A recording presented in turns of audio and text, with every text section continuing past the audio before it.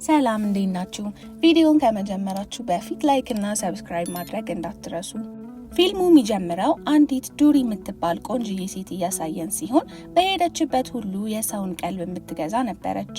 ዱሪን ለየት የሚያደርጋት ውበቷ ብቻ ሳይሆን ከተማ ውስጥ አለ የተባለ ጥሬ ምግቦችን መስራቷና ከሁሉም ለየት በሚያደርግ ሁኔታ ደግሞ ካርታ እየዘረጋች የሰው ዕጣ ፈንታ ማንበቧ የነበረ ሲሆን ሁል ቀንም አንድ እድለኛ ተመጋቢ ክፍል ውስጥ እየገባ ይነበብለት ነበር።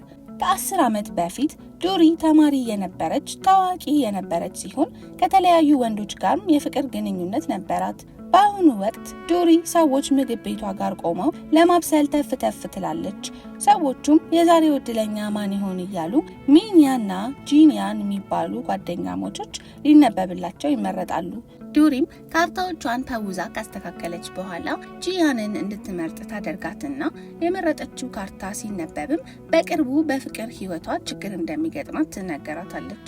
ጂያን ይህን ስትሰማ ምርር ብላ እያለቀሰች ሰሞኑን ሲጀመርም ፍቅረኛዋ ስራ አለኝ እያለ ጊዜ እየሰጣት ስላልሆነ እንደተጣሉና ከዚህ በፊት ምንም እንኳን ባይመቸው ለሷ ጊዜ አጥቶ ስለማያውቅ አሁን ጸባዩ የተቀየረው ሌላ ሴት ጋር እየሄደ ስለሆነ ነው ብላ እንደምታስብ ስትናገር የሚኒያ ፊት መቀያየሩን ዱሪ ትመለከትና ትጠራጠራታለች።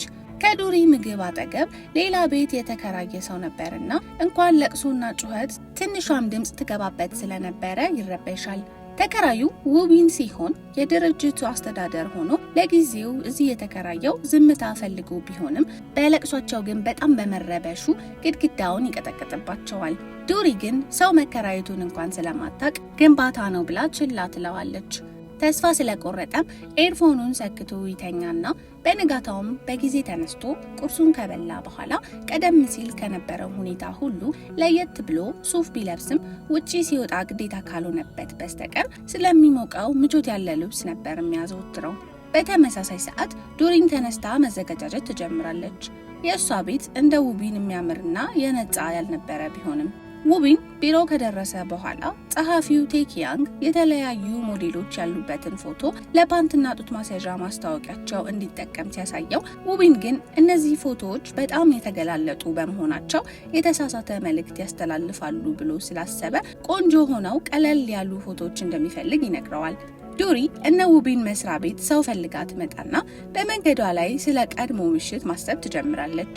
ዩሪ ሽንት ቤት ስትሄድ ሚያንን ስለ ጁሪ ፍቅረኛ ጠይቃት ሚናም ሶንጉ የሚባልና የውስጥ ልብሶች መሸጫ ድርጅት ውስጥ እንደሚሰራ በተጨማሪም ቆንጅዬ ሆኖ ሁሌም ስልክ ይዞ የሚሄድ ሰው ነው ብላ ገልጻላታለች። በአሁኑ ሰዓት ዱሪ ውቢንን ስታየው ስልክ ይዞ ስለነበር ሶንጉ ነው ብላ በማሰብ ሄዳ WBC የተባለ ስለ ፍቅር የሚያወራ ፕሮግራም ስላላት እሱ ላይ እንዲሳተፍ ስልክ እንዲለዋወጡ ስትጠይቀው እሱም ተንኮሏን ስለማያውቅ በዛ ላይ ደግሞ ለውስጥ ልብሶቹ ማስታወቂያ ብትሰራለት በጣም ቆንጆና ቀለል ያለችም ስለሆነች ለስራው ትክክለኛ ሰው ነች ብሎ በማሰብ ስልክ ይለዋወጣሉ። ዱሪ ከዛ ወጣም ካፌ ውስጥ ሆና አሁንም ወዳለፈው ምሽት ተመልሳ ለሚናም ካርድ ስታይላት ሁለት ፊትና አስመሳይ ባህሪ እንዳየች ታስታውሳለች። በአሁኑ ሰዓት ዱሪና ጂያን በድብቅ የጂያንን ፍቅረኛ ቢሮ ሊበረብሩ ሄደው ጂያን የገዛ ጓደኛዋን ከፍቅረኛዋ ጋር ስትሳሳም በማየቷ ልባ ተሰብሮ ከማልቀስ ውጪ የምታረገው ነገር ይጠፋታል። ዱሪም ይህን ስታይ የራሷ የፍቅር ታሪክ ትዝ ይላትና ወደ ኋላ መለስ ብላ ፍቅረኛዋ ከጓደኛዋ ጋር ሲከዳት ባስ ውስጥ ሆና ስትመለከት የነበረበትን ቀን ስታስታውስ እናያለን። በአሁኑ ሰዓትም ዱሪ እሷ ያሳለፈችውን ስብራት ጂያን እንዳታሳልፍ በማሰብ ጂያን ሁለቱንም እንድታፋጥጣቸው ይዛት ትሄድና ሶንጉ ስለተደረሰበት በድንጋጤ ጥሏቸው ከሮጠ በኋላ ጂያንም ሳትናገር ከቦታው ትሄዳለች። የዛን ቀን ምሽት ዱሪ ምግብ ቤቷ ጋር ሄዳ ውቢንን ስታየው ልብሱን ቀያይሮ ስለነበር አላወቀችውም ነበርና ሰላም ብላው ማንነቱን ስትጠይቀው ውቢን ደግሞ አሁን ጠዋት ተገናኝተን እንዴት ረሳችኝ ብሎ አስቦ እውነትም የቢሮውና የቤት ገጽታው እንደሚለያይ ይረዳል። ራሱን በማብራራት ፋንታ ስለ ምግብ ቤቷ መጠየቅ ሲጀምር እሷ ግን የምታስበው የነበረው እንዴት ይህን ሁላ የሴት ውስጥ ልብሶች እንደያዘ እየተገረመች ባለጌ ሰው ነው ብላ በማሰብ በድንጋጤ ትጮህና ሳታስበውም ካርቶኑን ከእጁ ላይ ስታስጥለው የያዘው ሁሉ ይበታተናል። ውቢንም ልትወድቅ ስለነበር ይይዛትና አንደኛውን ማስያዣ ደረቷ ላይ ሲያርፍ አንስቶላት እቃዎቹ በመበተናቸው አዝኖ እንድታግዘው ይጠይቃታል። እሷም ጥፋተኝነት ስለተሰማት እያገዘችው አንደኛዋን ማስያዣ አንስታ ደረቷ ላይ ስታደርገው ውቢን የእሷ ልኬት 75 በአሜሪካ ከሆነ ደግሞ 34 ቢ እንደሆነ ሲያወራ ስለ ደረቷ እያሰበ ነው ብላ ደንግጣ ብድግ ብላ በፍጥነት ትሄዳለች። ቤቷ ውስጥ ገብታም ውቢን ምናልባትም ሴት ይሆን ወይ ብላ በማሰብ ስለጀመረች ራሷን ለማረሳሳት ስትል ዘፈን ከፍታ ጮኻ መስፈን ትጀምራለች። ውቢንም በጣም ተረብሾ ግድግዳውን ቢመታም ምንም ስላልሰማችው እንደለመደው ዘፈኑን እስከ መጨረሻ ከፍቶ በኤርፎን ይተኛል። በነጋታው ከቤቷ ስትወጣ ውቢንን ስላየችው አዲሱ ጎረቤቷ እንደሆነ ትረዳለች። በኋላ ላይ ጂያን ለዱሪ የቆዩ ጓደኞች ስለሆኑ ተጣልተው እንዲቀሩን ስለማትፈልግ ሚናንና ሶንጉን አግኝታ ልታዋራቸው እንደሆነ መልእክት ትልክላታለች። በዚህም ዱሪ መለስ ብላ ከዚህ በፊት የነበረቻትን ጓደኛ ወጁን ታስታውሳታለች። የዛኔ በዱሪ ቁንጅና ምክንያት ሁሉም ሰዎች እሷን ስለነበር የሚያደንቁት ውጂ በጓደኛዋ ጥላ ስር እንደምትኖር ነበር የሚሰማት። ዱሪ በሰዓቱ ኪያንግ የሚባል ፍቅረኛ የነበራት ሲሆን ጥሩ ሁኔታ ላይ የነበሩ በድንገት ኪያንግ እናቱ ካርታ አንብባ አብረው ከሆኑ አንደኛቸው እንደሚሞቱ ስለነገረችው መለያየት እንዳለባቸው ይነግራታል። ዱሪም እጣ ፋንታ አንባቢ ፍቅራቸውን ሊያሳጣ እንዴት እንደቻለ ታስባለች። በአሁኑ ሰዓት እነ ጂያንግ ከተገናኙ በኋላ ሶንጉ ጂያንን ሰው ላይ በጣም ስለምትለጣጠፍ አብራት መሆን እንደማይፈልግ ሲናገር ሚናም በስራዋ ብታዝንም ከሶንጉ ጋር እንደሆነ መቀጠል የምትፈልገው ትናገራለች። በዚህ መሃል ዱሪ እንደተናደደች ትመጣና የያዘችውን ዕቃ አስቀምጣ ብርጭቆውን ሶንጉ ላይ ልትደፋበት ስትል ጂያን ቀድማ የዱሪን ዕቃ ወርውራባቸው ከቦታው ትሄዳለች።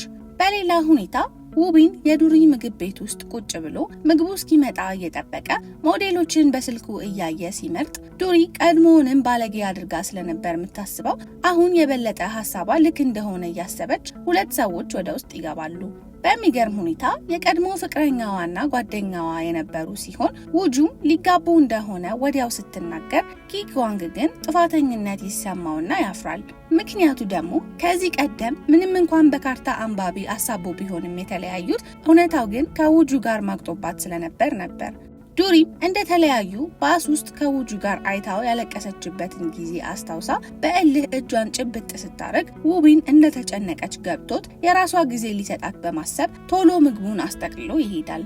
በነጋታው ዱሪ መነጽርና ኮፍያ አድርጋ ሽንኩርት ከከተፈች በኋላ ስትጨርስ አውልቃ ካርቶን ውስጥ አስቀምጠውና የድሮውን ስታስታውስ የዛን ቀን ባስ ውስጥ ስታለቅስ አንድ ሰውዬ መጥቶ እንድትሸፈን ሲል ኮፍያ ከሰጣት በኋላ መውረጃቸውን ሲደርስ ያበጣውን አይኗን እንድትሸፍን ብሎ መነጽር ሰጥቷት ማን እንደሆነ እንኳን በደንብ ሳታየው ወርዶ ይሄዳል።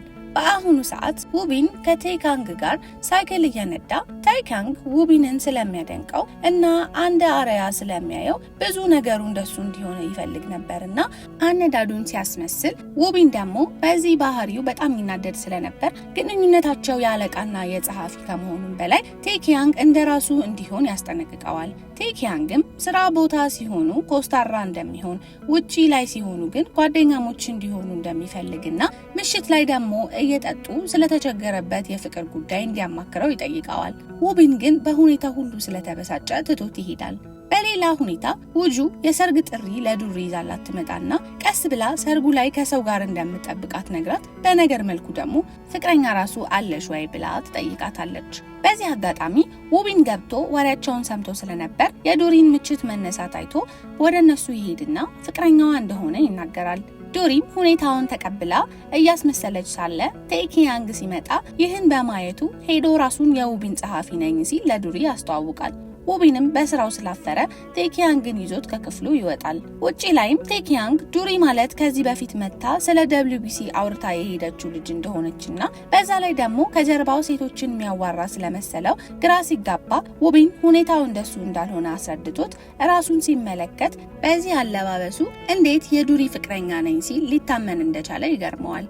ወደ ምግብ ቤቱ ሲመለከትም ዱሪ መነጽሯን አድርጋ ያያትና ከዓመታት በፊት ባስ ውስጥ እያለቀሰች ስላሳዘነችው ምቾት እንዲሰማት ብሎ ኮፍያና መነጽር ሲሰጣት ያስታውሳል።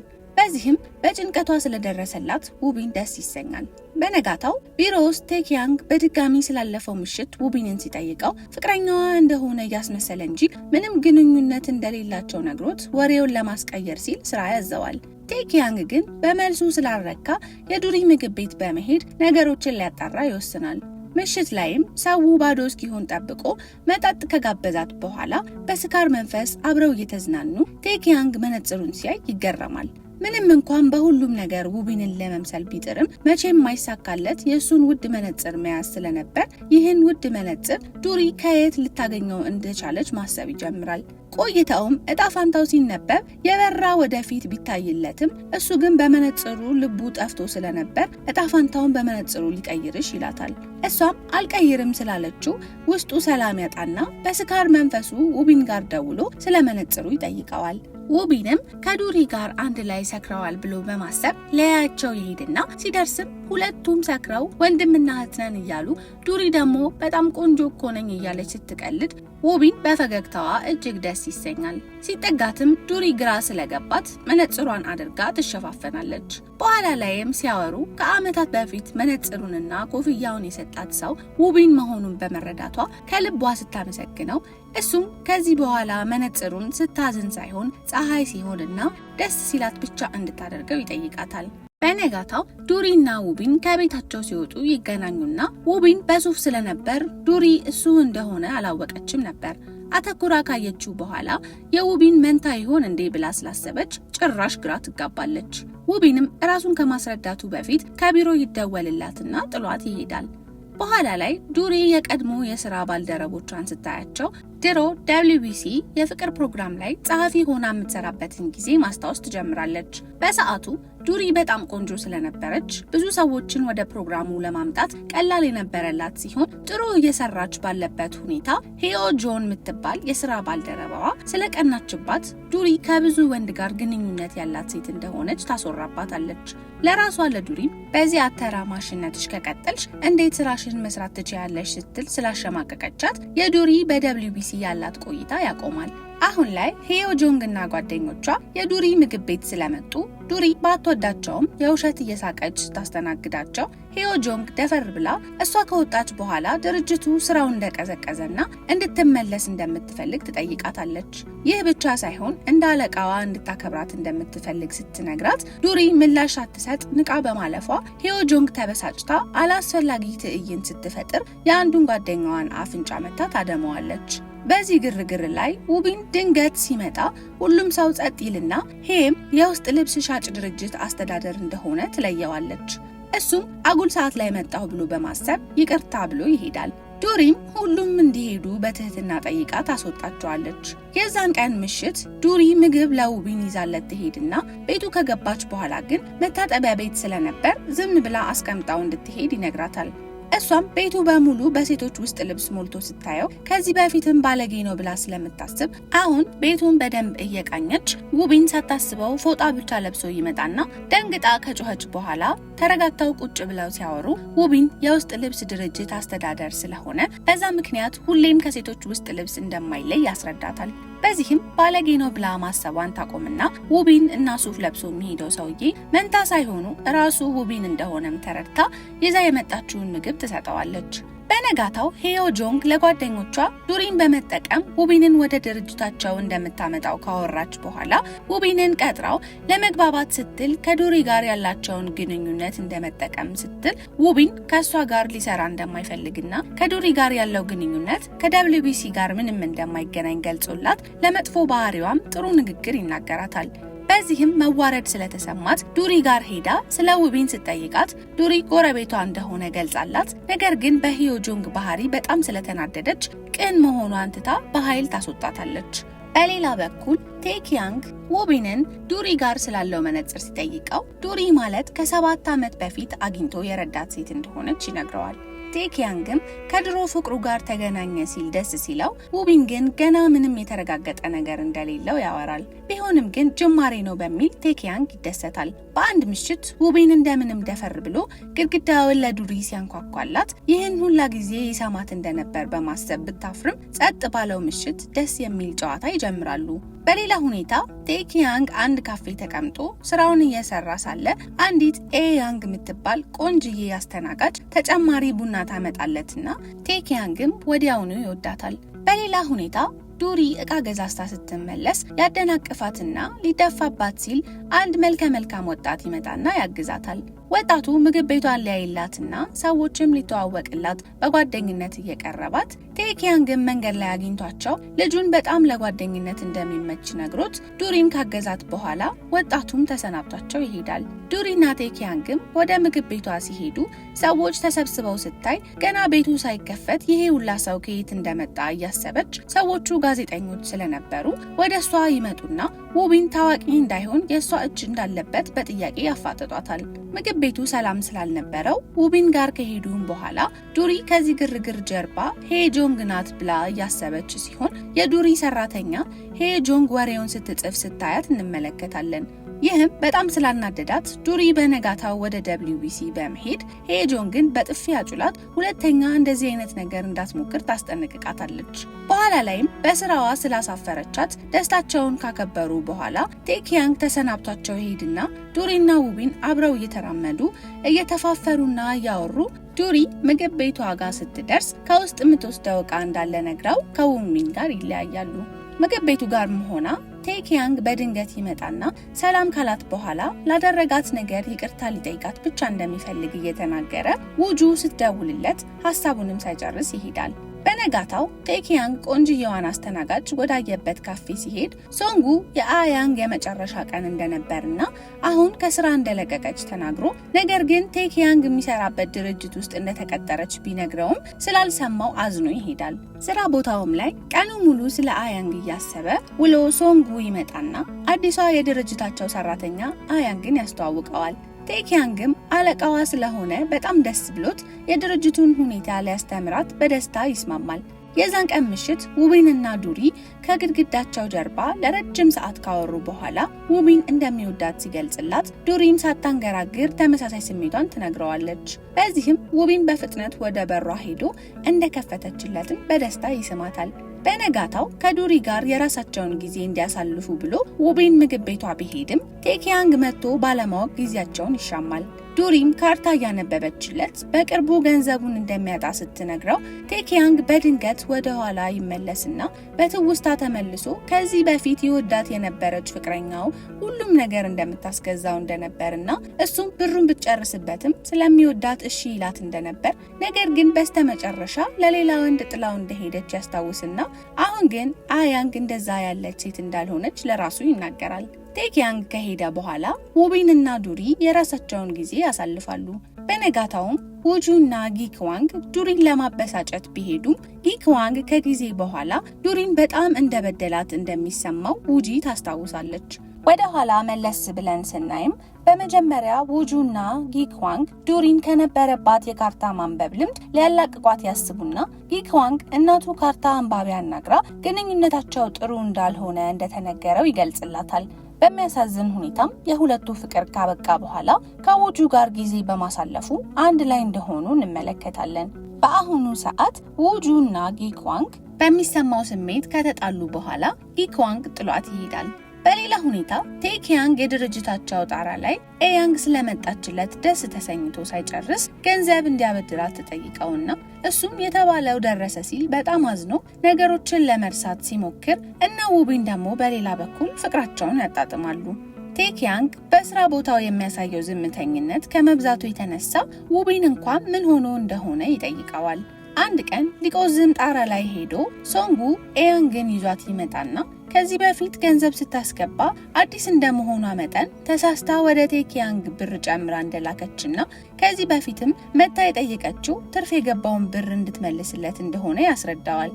ቴኪያንግም የራሱን ብር አበድረኝ ያለች መስሎት እንደነበርና ሁኔታው ግን ሌላ በመሆኑ በጣም ይደሰታል። ከጊዜ በኋላም ኤያንግም ቴኪያንግን ተወደው ስለነበር ማውራታቸውን ቀጥለው ጥሩ ግንኙነት በመሃላቸው መታየት ይጀምራል። ዱሪ ላይ ሲወራባት የነበረውን ወሬ ሰዎች ስለ መልካም ማንነቷ እየመሰከሩ ያስቆሙትና ዱሪም ወደር አልባ ደስታ ይሰማታል። በሌላ ሁኔታ ጊክዋንግ እና ውጁ የሰርጋቸው ቀን ላይ ጊክዋንግ በተሰማው ጸጸት ከሰርጉ ላይ ተደብቆ ዱሪ ጋር ይሄድና ስላለፈው ይቅርታ እየጠየቃት፣ ውጁም በድንገት መታ ሰርጉን ጥሎ ስለመጣ በብስጭት ቀለበቷን ከወረወረችበት በኋላ እሷም ግን በተመሳሳይ ብዙ ጸጸት እንዳለባትና ጓደኛዋ መልሳ ይቅር ካለቻት በሚል ትማጸናታለች። ቅን ልብ ያላት ዱሪም ይቅር ትላቸውና ሁሉም ስሜታዊ ምሽትን ያሳልፋሉ። ዱሪና ውቢንም ከጊዜ ብዛት ፍቅራቸው ጠንክሮ ስለነበር በመሃላቸው የሚጋርዳቸውን ግድግዳ አፍርሰው አንድ ላይ ለመኖር ይወስናሉ። ለዛሬ የነበረን የፊልም ቆይታ ይህን ይመስል የነበረ ሲሆን ቀጣይ በሌላ ፊልም እስከምንገናኝ ድረስ መልካም ቆይታ።